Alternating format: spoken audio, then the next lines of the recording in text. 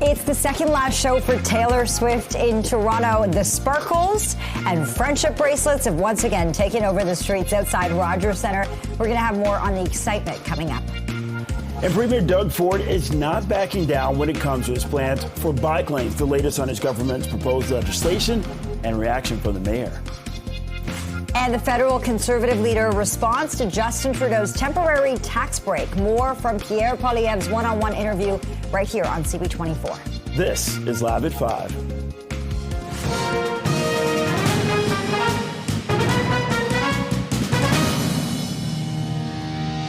Good evening. I'm Bakari Savage. And I'm Lena Latafat. Thank you for joining us. Thousands of Taylor Swift fans are taking over downtown Toronto tonight for the singer's second last show in the city as part of the Eras Tour. And for the latest on the hottest ticket in town, let's go live to CP24's crime analyst Steve Ryan, who is in his red era.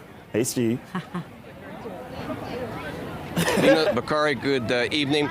Talk about the hottest ticket. That is true. But with every ticket that is hot to get, there are those that want to sell you a bogus hot ticket. And I was going to talk about a woman from Texas who I interviewed earlier on who was duped out of $1,000+ for her and her young daughter to come up here. And when she got into the line today, she was told that her ticket wasn't real. But I have another woman with her daughter, Helena. Oh my gosh, I got that wrong. Helena and Danica. Thank you for doing this. First off, tell everybody your story. What happened? So we bought tickets back in the fall of 2023 through what we thought was a reputable reseller. This was a friend of a friend. This is a person that lives in my community. Her son actually goes to my daughter's high school. So this wasn't just a person hiding behind a keyboard in another country on Facebook reselling. This is somebody that is known to be reputable for going to for resale tickets. And then I found out a week ago yesterday that those tickets were actually not real. The money was gone. She says that she doesn't have the money anymore, and there are no tickets.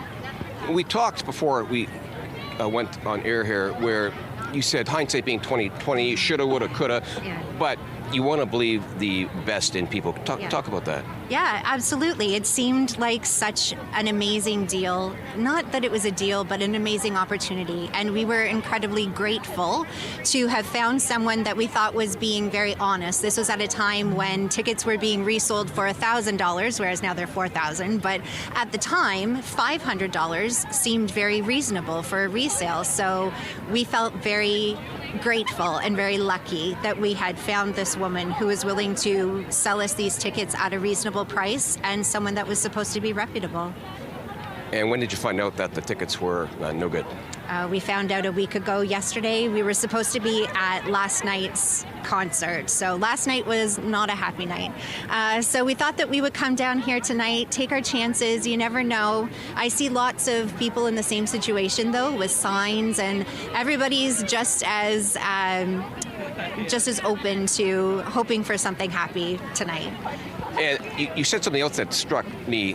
You said that if it was just you, who cares? You eat the money and you move on. But when it comes to disappointing your kid, that's where you take exception, right? Can you talk about that? Yeah, it was absolutely horrible. I found out in the middle of the day at work that the tickets weren't there, and I spent the rest of the day anticipating what it was going to be like when I had to tell my daughter. And it was awful. It was heartbreaking. She is heartbroken. And it's also not a lesson that you really want your child to have to learn, that, you know, you can't necessarily trust everybody. We're the kind of people that like to believe the best in people. We go out into the world with an open heart and expect that others are the same. It's sad when you have to learn that that's just not the case. I know you don't want to speak, and you don't have to because your face says it all. So for anybody, really anybody that's looking to dupe somebody out of an event like this, this is what happens, right? That's what happened. It's not you. You move on. You could spend that money. You'll make it up another time. But that's what you need to. Even for me too, I have two younger cousins that were affected too, and I'm older than them. I can kind of comprehend it more, but they just can. That makes me feel sad even for them as well. On a lighter note, you did get a chance to see Taylor Swift's motorcade. Tell me about that. We did. We just happened to pick the perfect parking spot. We got there. It was like, serendipity, because we got out and we saw people lining up. We saw a lot of police cars. We saw a lot of action over at the Ritz-Carlton. So we actually got to see Taylor and her motorcade coming up out of the underground parking and turn left. And it was a really emotional moment for us, having experienced the disappointment that we did. It just kind of felt like a bit of a gift. So if nothing else, we get to take that away. Well, you've got a great attitude. You're a wonderful mom to be here. You've got a great mom, and there's other things that come, and there's karma. There's karma. There's karma. Right. I believe in karma. Quick lesson here. This lady just said, if it sounds too good to be true, most often it is too good to be true. And as Helena said, you want to believe in the goodness of people, but that ain't always the case, sadly to say. I'll send it back to you guys. Yeah, the world is not always a nice place. Steve, thanks so much for this, and good luck to those two.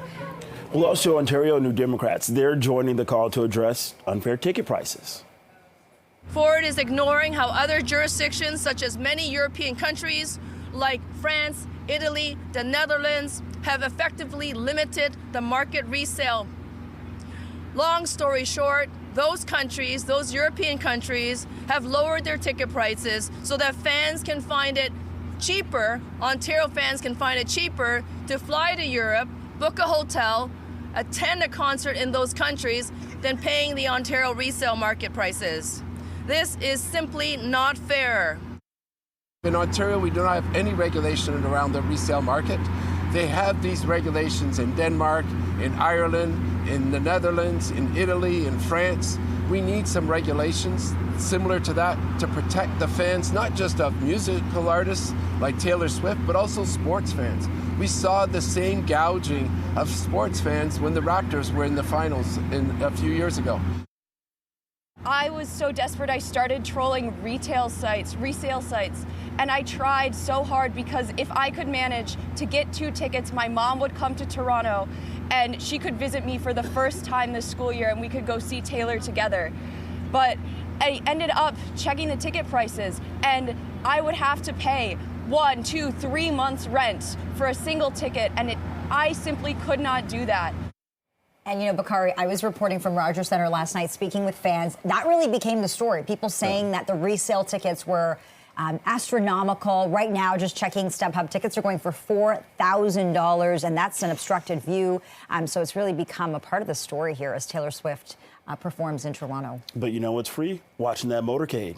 Yes, the convoy pass by. And speaking of traffic, let's get an update on the afternoon or evening commute.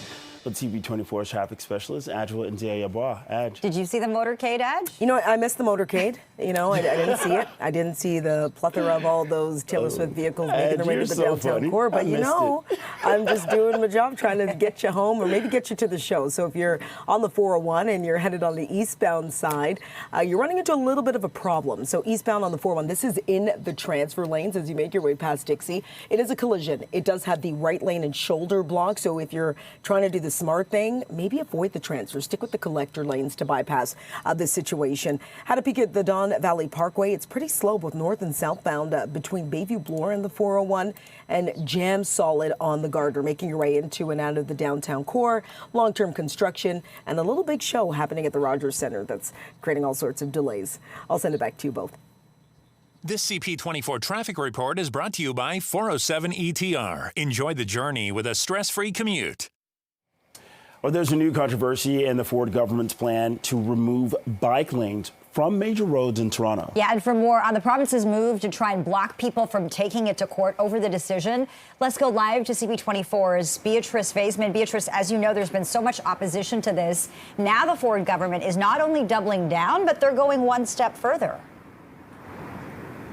Certainly the Premier today out in Hamilton, Lena and Bakari, defending his government's legislation that's going to involve ripping up bike lanes on arterial roads. But this new addition, as you talk about, is an 11-page amendment to this legislation, which would prevent people or their families from taking the government to court if cyclists are injured or killed on any of these bike lanes that the Premier is going to be removing. And so here's a bit of what we heard from some of the cyclists, along with someone named the cycling lawyer, David Shellnut, who talks about the legal repercussions. People are going to get injured. People are going to get killed. Families are going to be devastated. And we want to preemptively wash our hands of responsibility for that. The kind of undemocratic legislative action like this should concern every single person in the province of Ontario. It leaves a lot of people who choose to ride unprotected if they do have an injury, especially if they're ripping up bike lanes that are actually been created to protect our safety and to give us a place to move around the city freely.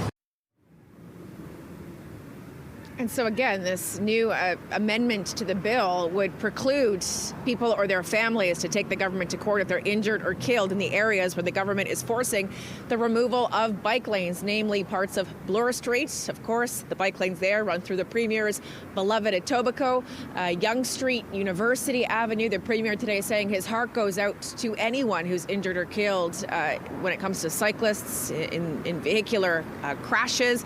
Already 6 cyclists have died on our city streets this year. But the Premier also barking back at Mayor Olivia Chow and City Council, who say that removing these bike lanes is going to come with a hefty $48 million price tag. The Premier simply saying it's not so. Here's more from the Premier in Hamilton today. We're going to make sure that we take care of the removal, and these numbers are throwing out 49 million, 70 million. It's absolutely a joke, to be honest with you. You think we're paving the streets with gold. You know, we removed Jarvis when I was down there. I think it was for $250,000.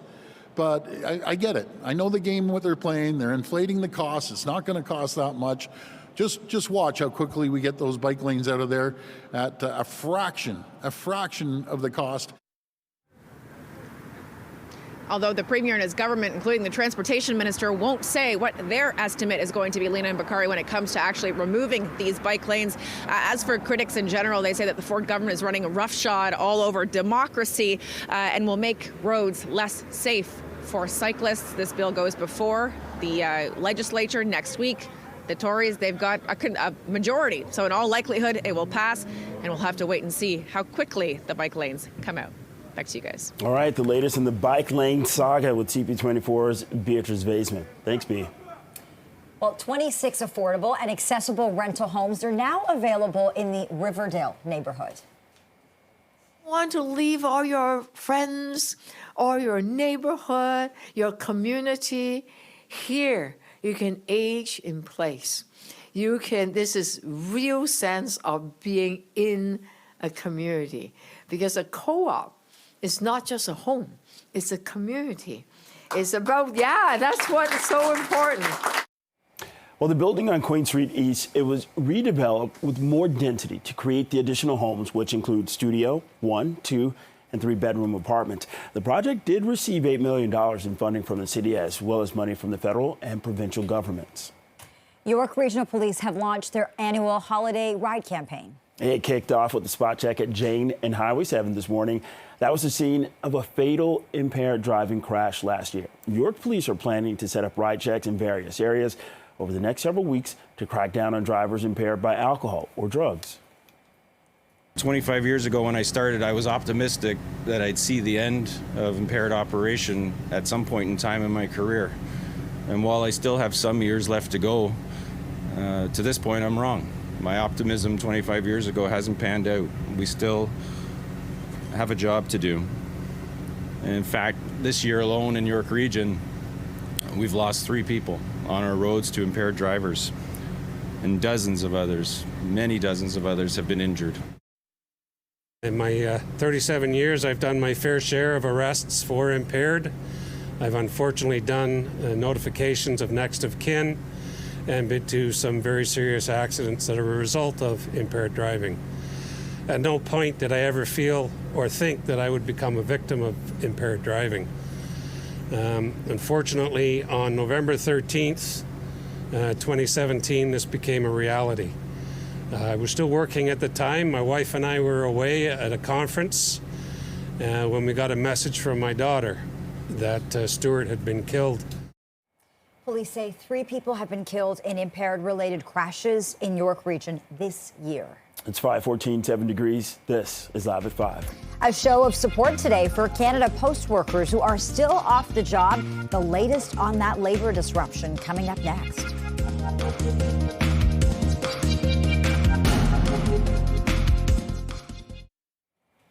striking Canada Post workers rallied outside the South Central processing plant today as mail service remains stalled right across the country. And for the latest on the development, let's check in with CTV's Beth McDonnell, who joins us live with more on the impact of the more than week-old job action, Beth? Yeah, Bakari, there was a solidarity rally here today, and I have to say, speaking to some of the workers, morale was low. They've been out in this kind of dreary, wet weather for a week now, and they're saying they really want to get back to work. Meanwhile, those impacted by this strike are also stressed and struggling.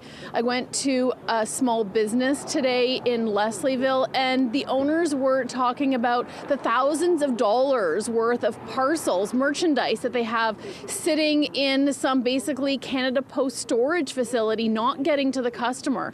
Many of these packages, of course, for Christmas time, so they're worried about these items coming back for return if they don't make it in time. And then there's those that are waiting on passports. One of the owners of that store, in fact, is planning to travel on December 23rd, and now the passport is in the mail and doesn't know what's going to happen. Another man I spoke to today, his mother recently died. He was supposed to get his passport on November 15th, and that hasn't come through. So he told me that he's appalled by this, and he's looking at every possible option.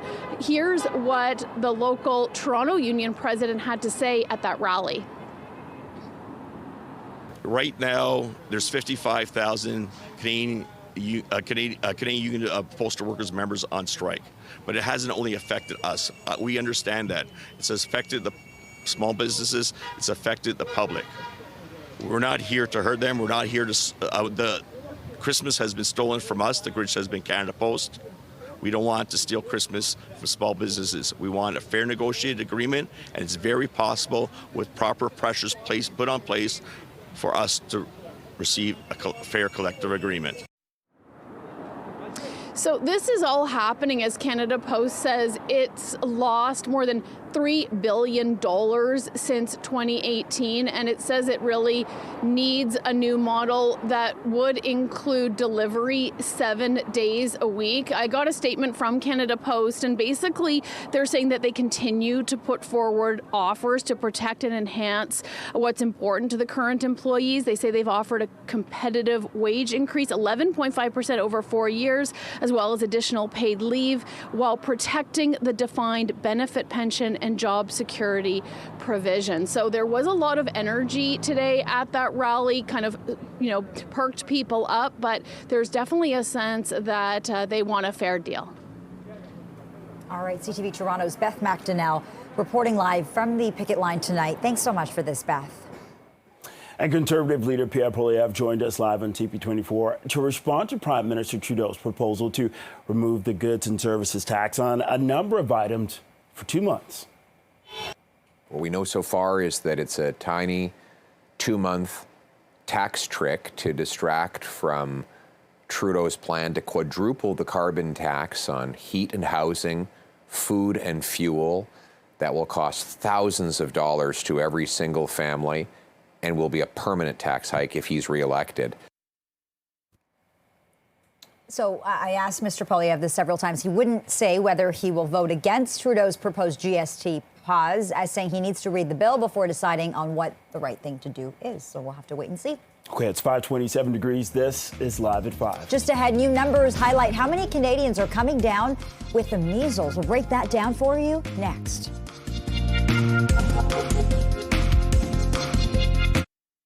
The number of measles cases in Canada has hit a 9-year high at 130, and that's still counting for the year. Yeah, still counting. CP24's Lindsay Biscaya has more on the significant jump in cases. What are experts saying about this, Lindsay?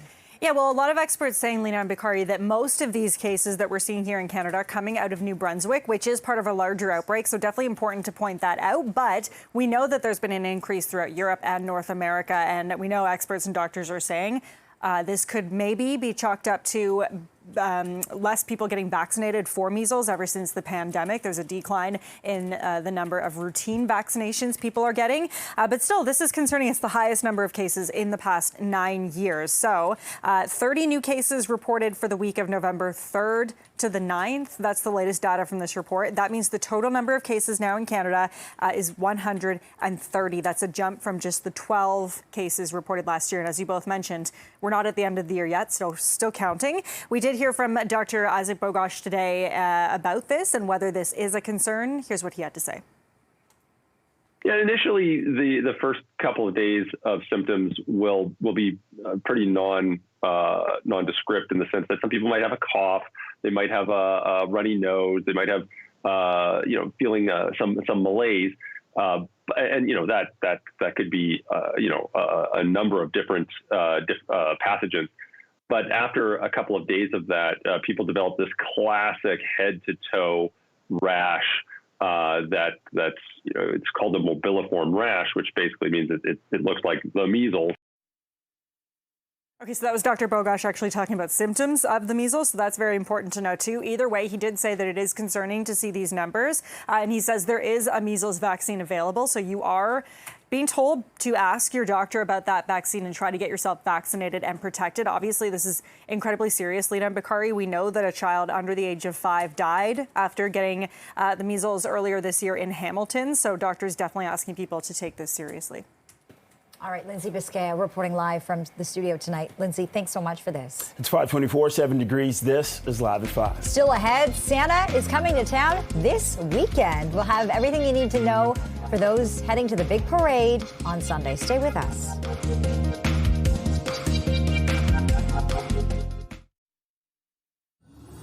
Several downtown streets will close this Sunday for the annual Santa Claus Parade. This year's parade route is a little bit different. Here's what you need to know. It starts at Christie Pitts around 12:30 p.m., then makes its way east on Bloor before turning down Spadina to Harvard Street. And the parade will then head south on University before making its way towards St. Lawrence Market via Wellington. As for timing, Bloor Street from Mossington to Christie. It'll be closed starting at 7 o'clock in the morning for parade staging, while most other closures began just before the noon hour. So much fun. 5:27, 7 degrees. You're watching Live at 5. And it is night number 5 for the Eras Tour right here in Toronto, with thousands of lucky fans making their way inside the Rogers Centre to catch the show. Stay with us.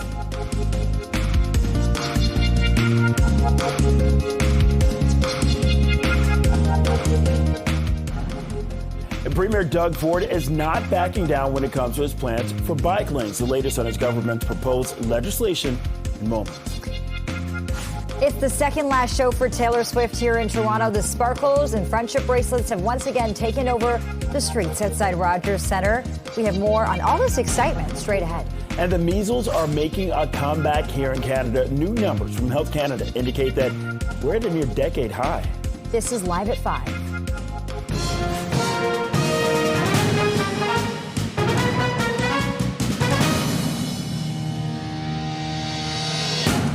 Good evening, and thank you for joining us. I'm Lena Latifat. And I'm Bakari Savage. There's a new controversy in the Ford government's plan to remove bike lanes from major roads in Toronto. Yeah, and for more on the province's move to try and block people from taking it to court over the decision, let's go live to CP24's Beatrice Spaisman. Beatrice.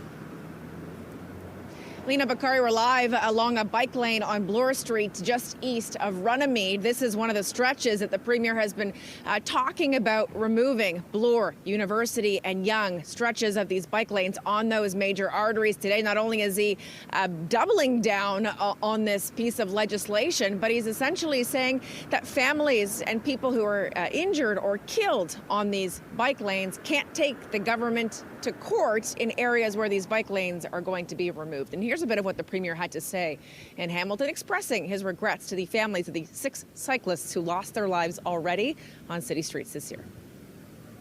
And my heart goes out to the families, and I'm so sorry that happens.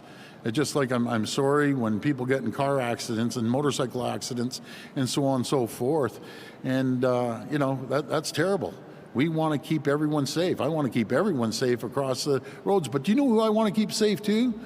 When the firefighters jump in their trucks and they're trying to go down University and they're jammed behind traffic. They can't get there to save lives. Or they're trying to go down Bloor Street and it's absolutely backed up from here to Timbuktu. Or Yonge Street, that doesn't make sense at all. That's who I want to save lives for. I want to save everyone's life. Although there have been some reports that say that removing these bike lanes on these stretches of major arteries is not going to make a whole heck of a lot of difference when it comes to the commute. The transport minister, though, said recently the cost of not removing them is greater than the cost to remove them. The cost to remove them, the premier and his government won't say. The city's put forward an estimate of $48 million to remove these bike lanes on stretches of Bloor, Yonge and University. The premier calling that estimate absurd, saying it sounds like we're painting the pavement in gold. He also adds that Mayor Olivia Chow apparently doesn't support the bike lanes on Bloor West. That's what he says was part of his conversation with her, saying the people out in Etobicoke despise them. They were not given a choice.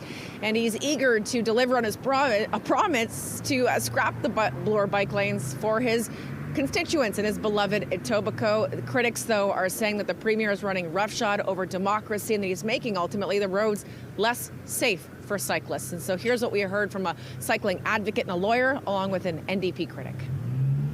It wouldn't make sense to allow that for your neighbor who did something dangerous to you, or a motorist or a police officer, to be insulated from repercussions of causing harm to people. So why can the government do it? Sends a message that they know full well that removing the bike lanes will increase the number of injuries and deaths on our streets. And instead of tackling the issues we have on our streets around safety, they are taking one step away from it and saying it's not our problem. As for what happens next, this legislation is going to go before MPPs sometime next week. It will pass because the PCs, they've got majority at Queen's Park. As for what happens after that, we don't know when they'll be removed. The mayor, though, saying bike lanes can't go if the snow is falling. So to be determined on timing specifically. Back to you guys. All right, Beatrice Spaceman keeping a close eye on this story. Thanks, Bea. Well, more than 200 City of Richmond Hill workers, they're now on strike. Yeah, they walked off the job just after midnight. This is after failing to reach an agreement with QP Local 905. The two sides are said to be far apart on the issue of salaries and job security. The union says that the city is struggling to recruit or retain qualified staff because of low pay. And Richmond Hill Mayor David West released a statement warning about possible service disruptions due to the strike. And it reads in part, quote, "I value the work of all City of Richmond Hill staff, and it is my hope that the union will return to the bargaining table quickly to continue negotiations. As mayor, I believe it's important. It is important an agreement is reached that is equitable to the workers, and equally important that we are fair to the Richmond Hill taxpayers." All right, it's 5:35, 7 degrees Friday night. Let's get a check on that drive with Adjoa and Cia Bois. Any problems we need to know about Adj? Yeah, watching a problem that's been impacting the drive for about the last 30 minutes or so, Lena. It's on the eastbound lanes of the 401. This is in the transfers, just as you make your way past Dixie. Still the right lane and shoulder blocked. If you're making your way through here, you can't use the collectors because they take you to the 427 north and south, so you're being forced into these transfers. So this is why those express lanes are very, very slow and backed up from the 410. On to the westbound 401. I was watching a problem in the express underneath the DVP 404. It looks like it cleared. Not too sure where there's this big shoulder happening here, but not really impeding your drive. And if your travel take you towards the Gardner, it's been a slow go as you make your way out of and head into the downtown core. Lane restrictions continue to be the culprit. Outside of camera view, if you're headed towards Barrie on the northbound lanes of the 400 on the ramp to Duckworth, crews on scene of a collision there blocking the right lane. I'll send it back to you both. All right, thanks a lot, Adj. Well, thousands of Taylor Swift fans are taking over downtown Toronto tonight for the singer's second last show in the city. It's part of the Eras Tour. Yeah, for the latest on the hottest ticket in town, let's go live to CP24 with Steve Ryan. And a lot of people are having a tough time securing this hottest ticket in town, Steve. Yeah, Lena, that's absolutely correct. We've got those that have tickets. We've got some that have been duped out of thinking they bought tickets, but they weren't legitimate tickets. And we got many like Sophia who is still looking for tickets. And Sophia, you must be freezing, number one. Tell me about your venture trying to get tickets. I signed up when it was original verified fan of August 2023. I was waitlisted, but for some reason Ticketmaster allows my account on the queues.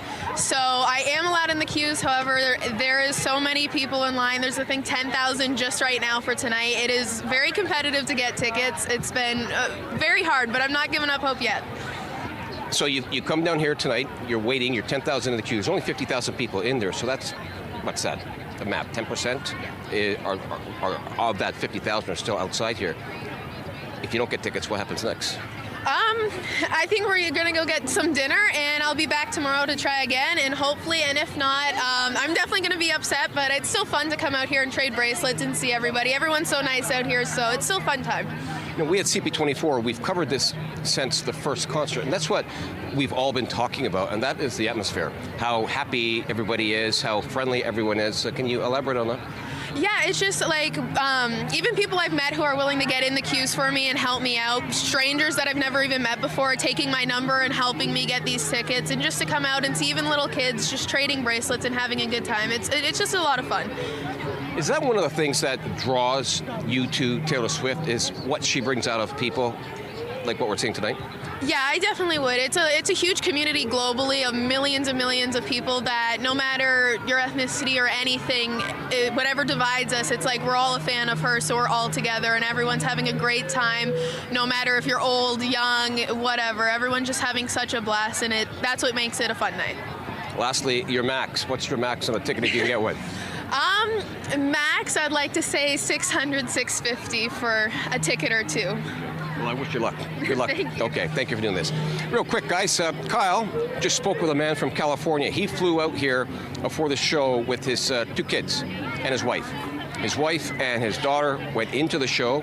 He and his son sold their tickets for $10,000. He just left us. Fortunately, I couldn't get him on air. $10,000. $10,000? And the two, 10 grand. And the two of them are walking around here having the time of their lives. Wife and the daughter are inside the show. And they got 10 grand in their pockets.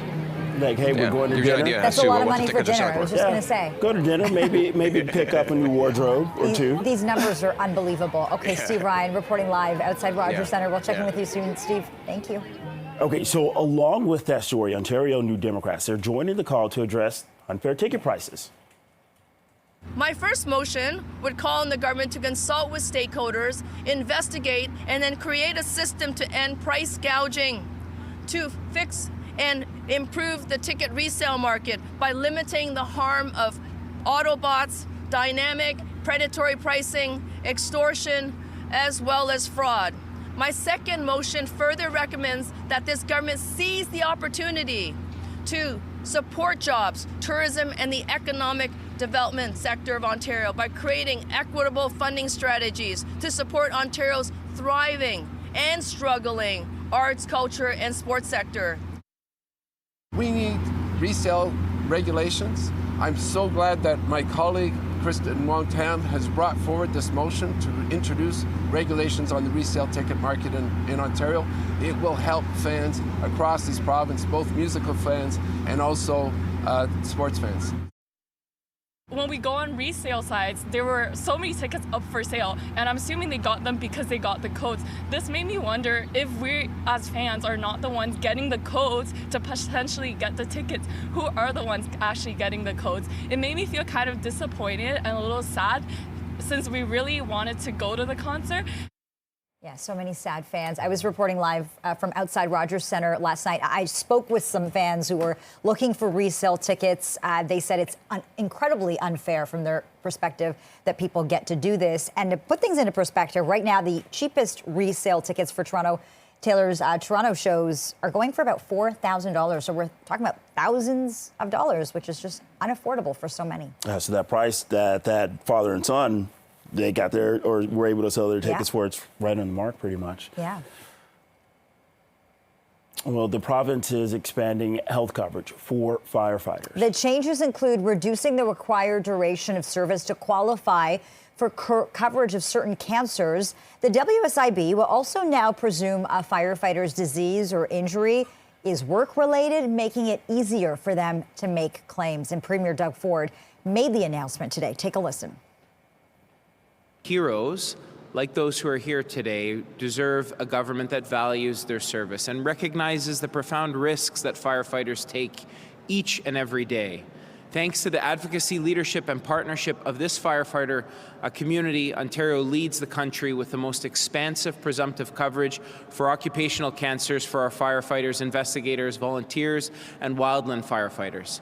This means that firefighters who take on the mission of protecting our communities, of keeping us safe, can access the benefits they deserve faster and easier.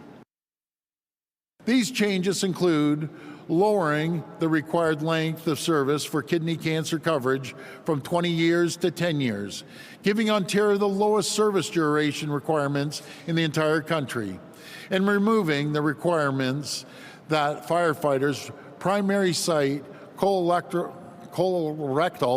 diagnosis must be made before the age of 61. These changes will be a game changer for firefighters and their families.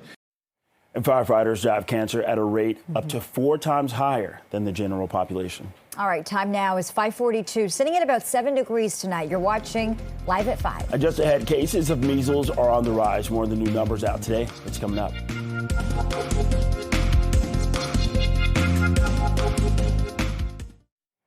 Welcome back. The number of measles cases in our country has hit a 9-year high at 130 and still counting for the year. CP24's Lindsay Biscaya joins us live in studio with more on this significant jump in cases. Lindsay.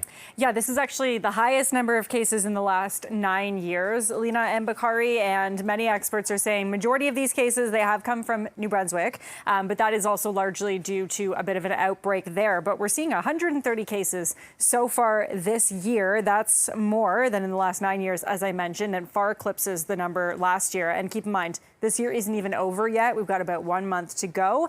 So there is a possibility that we could see more than 130. We also know 65% of the measles cases have been in unvaccinated individuals. That's important because doctors are saying they've seen a surge in measles across Europe and North America. And they say part of this could be due to people not getting their vaccinations. Obviously, routine vaccinations has been down since the pandemic. And this could be part of the reason that we're seeing such a spike. But we did hear from Dr. Isaac Bogosh today about just how concerning these numbers are. This is what he had to say.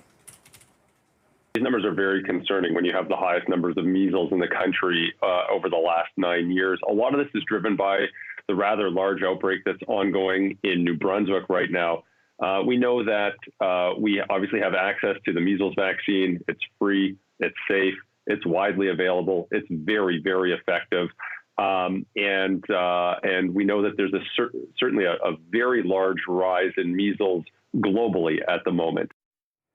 So for those who are wondering, the first couple of symptoms you will get if you contract measles, which is transmitted through the air, is a runny nose, hacking cough, red eyes, and a high fever. And then it obviously progresses from there and can become quite serious, even resulting in death in some cases. And we saw that earlier this year in a case in Hamilton, unfortunately. But as you heard Dr. Isaac Bogosh say, there is a vaccine. And so doctors urging people to get their vaccinations. Lena, Bakari? Okay, CP24's Lindsay Biscaya live in studio with the latest on the measles. Thank you. Well, Prime Minister Justin Trudeau was in Brampton earlier today to announce funding that will provide 160,000 students in Ontario with access to free meals.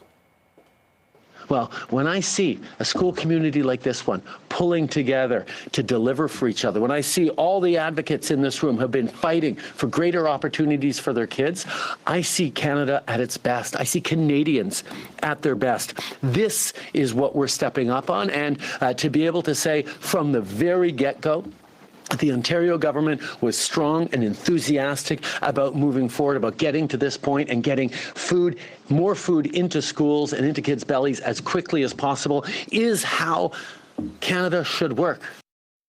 The federal government will put aside nearly $110 million for school nutrition programs to feed students across the province. That program will be introduced over 3 years. And it's also expected to save families with 2 children $800 in grocery bills annually. You're watching Live at 5. Michael Bublé has booked a new gig. It's a job that he's done before. We'll explain next.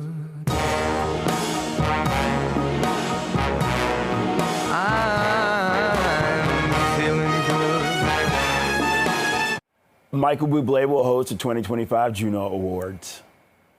and I'm feeling good.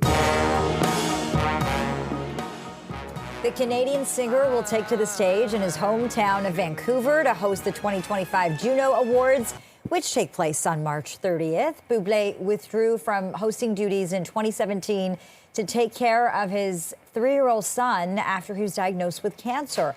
His son has since been in remission. This will be Bublé's 3rd time hosting the award show. Well, the weekend's here, and some highly anticipated movies are hitting theaters, including Wicked. Are people born wicked? Ariana Grande and Cynthia Erivo star in this film adaptation of the wildly successful musical. It's a retelling of The Wizard of Oz, focusing on the origin story of Glinda, the Good Witch of the North, and the Wicked Witch of the West. Film critic Richard Claus says it is a showstopper that literally brings the curtain down until part 2 comes out a year from now. Ariana Grande Butera, who plays Glinda, and she is perfectly cast in the comedic role here. Then you have Cynthia Erivo, and it really is her movie as Elphaba, the witch who will eventually become the Wicked Witch of the West. And this is a movie that relies on their strengths both as actors and performers, and really brings the material alive. So I gave Wicked, now playing in theaters, 4 out of 5 stars, even though it's a bit overstuffed for my taste. But if you're a musical theater fan, and I know there's a lot of them out there, I think they'll really love it. Strength to none. It is an art. Gladiator 2 is the long-awaited sequel to the 2000 blockbuster that was directed by Ridley Scott. Paul Mescal plays Lucius, former heir to the Roman Empire, now forced to battle in the Colosseum after his home's invaded on the orders of Rome's power-hungry emperors. And Claus says the story of corruption, loyalty, vengeance, and angry fighting animals. It's lavish and epic, but it's not much fun. Paul Mescal and Pedro Pascal are both terrific in this movie. They're kind of the actors that are sort of the it guys of the moment. And then Denzel Washington comes along and shows everyone how to have fun making a big movie like this. He is devious. His character will do anything to get ahead. He's kind of like the Vince McMahon of the Gladiators. He's a manager of these Gladiators. And it's a really fun performance that I think is going to get him a nomination for Best Supporting Actor. He's not in it that much, not there for a long time, but he's there for a good time. So I gave Gladiator 2 2.5 out of 5 stars, and I'll give Denzel 4 out of 5. All right, and Saoirse Ronan stars in Blitz, a new Second World War drama now streaming on Apple TV+. It follows a 9-year-old boy who's evacuated to the countryside for his safety and who defiantly embarks on a journey back home. Claus says it's visually stunning despite some wandering storytelling and borderline cliches. He's giving this one 3 out of 5 stars. It's 5:54, 7 degrees, feeling more like 3 above 0. This is Live at 5. Coming up, we'll check in with our Steve Ryan one more time outside Rogers Centre, where thousands of excited fans are heading inside, and some are still looking for tickets to Taylor Swift tonight. We'll be right back.